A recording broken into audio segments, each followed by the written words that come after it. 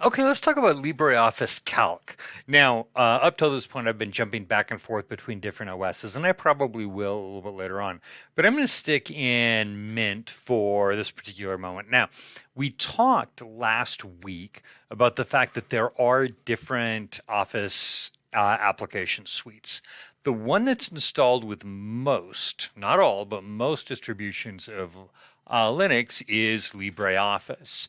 And last week we took a look at LibreOffice Writer. I want to introduce LibreOffice Calc. So LibreOffice Calc is basically LibreOffice spreadsheet application. Very, very similar to Microsoft Excel. Now, for some reason in my VM, some of these buttons are not showing up. But if you hover over the spot, it will tell you what they do anyway. Some of them are kind of showing up a little bit weird. I haven't bothered trying to fix it yet. I don't care that much at this point in my life. So let's talk about some things you can do with this. Now, if you are familiar with Excel, the vast majority of what you do in Excel will work just fine here. For example, I'm going to add a sequence of numbers.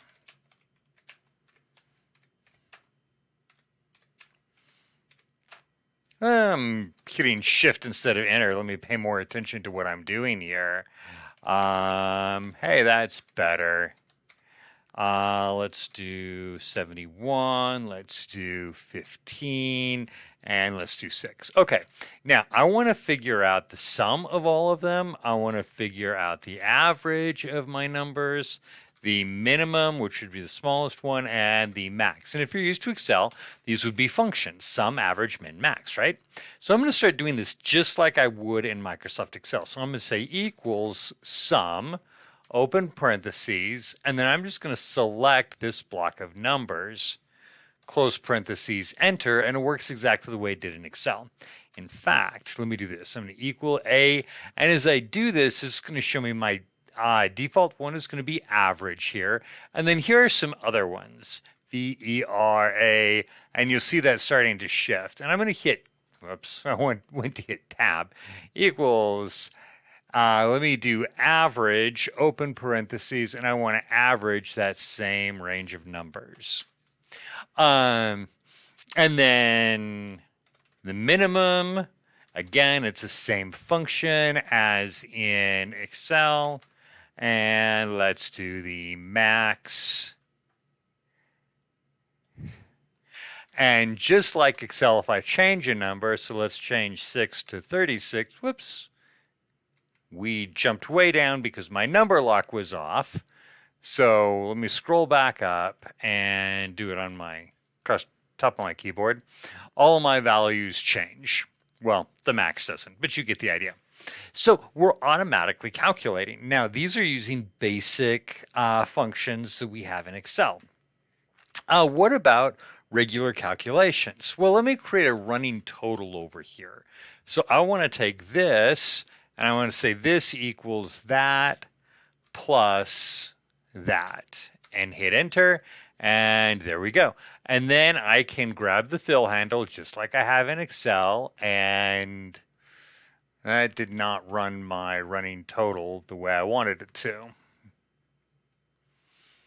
So equals, oh, that could be y, equals that plus that. There we go. That'll actually give me a running total instead of just totaling up the previous two numbers. There we go. Now I have a running total. Helps when you write your formulas correctly. So I can create formulas and functions just like I do in Microsoft Excel. Now, I also want to point out this. This is our little sidebar here. And so for our sidebar, I can view my sidebar settings, and then I can look at properties or styles for formatting or a gallery or a navigator or functions. I'm going to come back up here to properties, and I want to select this range. And then this will let me change my style, my character formatting. And again, notice that some of these don't show up correctly. But I just held over the bold and it said, hey, bold. So I clicked that. let me find, I have number format, I have alignment, I have my cell appearance. I can change, actually, let me do this for this block. I'm going to select that block, and I can choose how I want my borders to look, and I can put borders around things. Let me highlight these, and I'm going to put those in red. So yeah, we'll do a red font color. If I want to see my other font colors, I hit my drop down there, but I'm cool with red, so we'll just turn those red. And so now I can format text. Okay, so I've done basic functions, I've done basic formulas, I have formatted text, and I have formatted cells. Let me do one other thing. I'm going to collapse my sidebar here. I'm going to collapse my sidebar here. There we go. Find the right thing. Go away. There you go. Collapse my sidebar. I can get it back from here anytime I want. But right there and click on it and away it goes. I just lost my train of thought. Oh, yes, functions. So I have a function library. Real quick, before I get to that. Top level menu up here, I can insert images, charts, sparklines, media. Here will let me open up my thing to insert a function, insert function dialog box. I can also get to that from here. Let me come back to my insert. Named ranges or expressions, and a bunch of other things that you may want to have access to. Here's your formatting section, some predefined styles that you can use. Let me take this, and I'm using a predefined style, and we're going to call it neutral. And so it gives us some neutral formatting according to its predefined style. Let's talk about inserting functions and the finding functions if you don't know what they are. So this right here is going to be my function wizard. And again, we saw a couple of places we can do. There's a place on the sidebar where you can get to it too. So this is going to list all of my functions, and that's way more than I want. But I can search for one. So let's say I want to do a payment calculator for a loan. So I'm going to search for payment, and it's going to give me a bunch of different options here.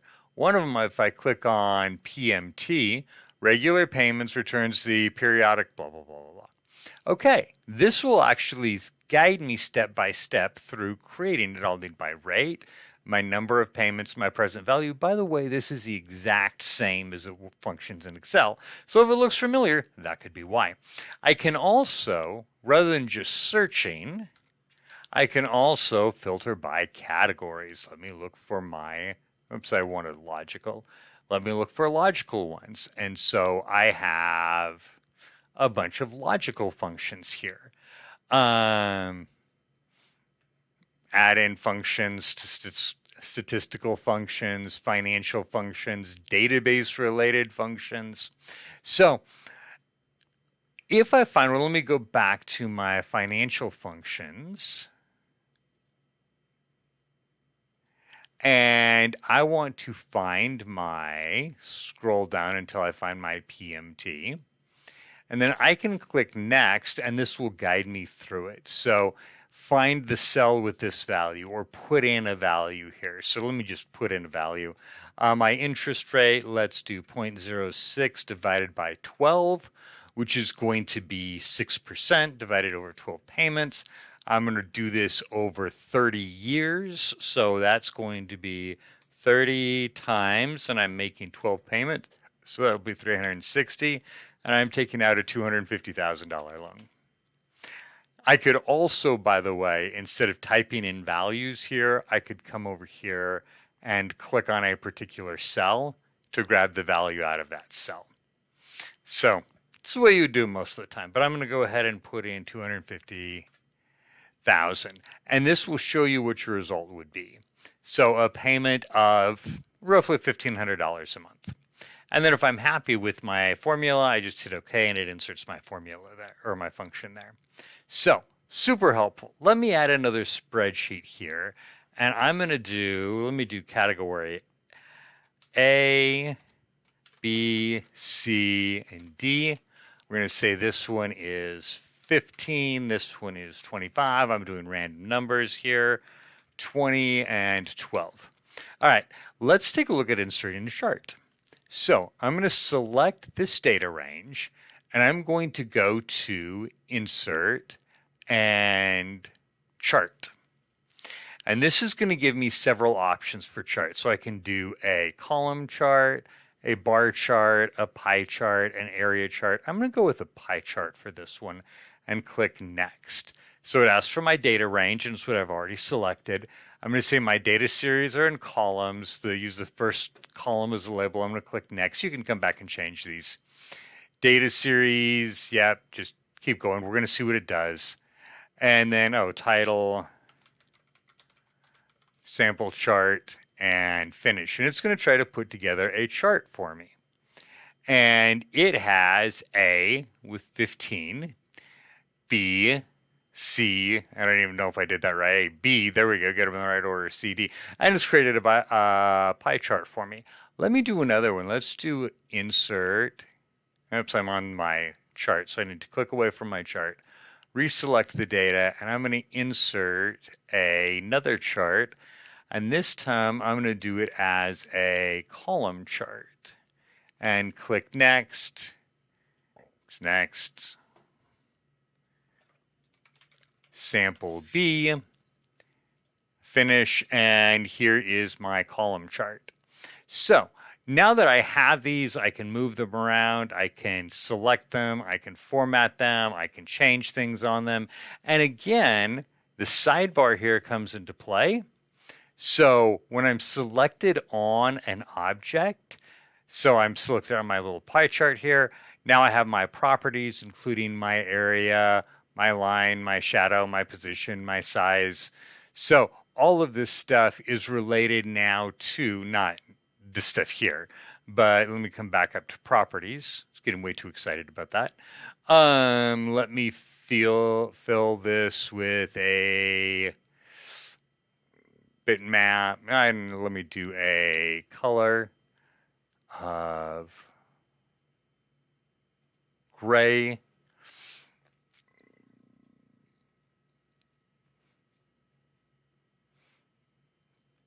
And it is not taking effect for me immediately. Let me click away from it. So, it's probably looking at a different area. So, anyway, we can edit our objects. We can change the style of them. So lots of different things we can do with, let me do a donut chart. There we go. So I'm modifying the chart type. Let me collapse the chart type, the elements, the area. There we go. Now it's taking it. That's a horrible color to fill it with, isn't it? Let me do that instead. So we have the ability in LibreOffice Calc to do most of what we would do in Microsoft Excel. Now, couple of things I do want to let you know about. Number one, let me collapse you again. There you go. I can save this as an Excel file. So again, we have, here we go, file types, including Microsoft Excel through 365, all the way back to Microsoft Excel 97. So I can save as an Excel file, I can open as an Excel file, I can exchange things with the Excel files. The one thing you need to be aware of is, and we talked about this in the previous video last week, is that you may run into a situation where things look differently because of fonts, and so you may want to go back and install the Microsoft fonts. I think LibreOffice has a lot of functionality. I will say not everything works exactly the same. there's going to be a lot of crossover and a lot of similarities, but there are a few things like the format as table is something that I use in Excel all the time. And I can get to the same place here in LibreOffice, but it's going to take me 2 or 3 steps to do it. So there's a few things like that that are going to be a little different that you want to be aware of. But overall, I don't think it's quite as clean. I don't think it's quite as polished as Microsoft Excel. But if you want something that is free and open source software, is being updated on a regular basis, and does have a lot of functionality and can let you do, honestly, pretty much everything most people would want to do. Some of the advanced Excel functions are not necessarily in here yet, but for what probably 95 to 98% of people who use Excel, for what they need to do, LibreOffice can handle it exceptionally well.